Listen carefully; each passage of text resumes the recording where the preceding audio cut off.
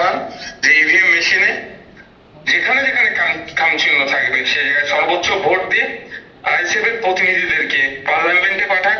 ঠিক যেভাবে বিধানসভায় পাঠিয়ে এক প্রতিনিধি রাজ্য সরকারের যে অন্যায়ের বিরুদ্ধে সোচ্চার হচ্ছে, ঠিক একইভাবে আমরা লোকসভায় আমাদের প্রতিনিধিকে পাঠাতে পারলে যে অন্যায় অনাচার হবে, জনবিরোধী কিছু নীতি নিয়ে আসলে যেমন তার বিরোধিতা করবে, ঠিক একইভাবে জনগণের জন্য নতুন আইন নিয়ে এসে যাতে তারা সুরাহা হয় তার কথা বলবে।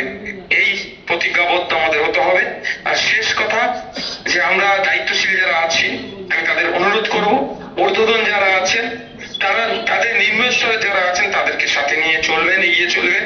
আমাদের মধ্যে কি বড় নেতা কে ছোট নেতা, তার থেকে বড় কথা আমাদের যে লক্ষ্য সমাজ ব্যবস্থা পরিবর্তন করতে চাই সেটাই আমাদের প্রধান লক্ষ্য হওয়া দরকার।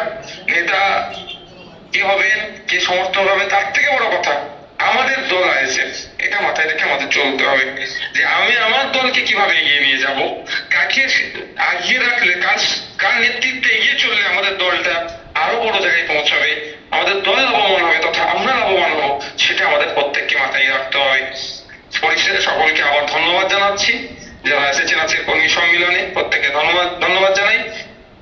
লোকসভা নোটিফিকেশন খুব তাড়াতাড়ি আসবে, আমরা সেই সময় নিশ্চিতভাবে আমরা আপনাদের সাথে গিয়ে ওখানে আমরা আপনাদের সাথে আমি অবশ্যই যাবো, ওখানে প্রোগ্রামে আমি অ্যাটেন্ড করব এবং আমাদের যারা প্রার্থীরা বিভিন্ন জায়গায় দাঁড়াবে সে তাদের পায়ে আমরা ক্যাম্পেইন করে তাদেরকে জিতিয়ে যাতে পার্লামেন্টের মধ্যে পাঠাতে পারি তার জন্য আমরা সর্বোচ্চ চেষ্টা করব।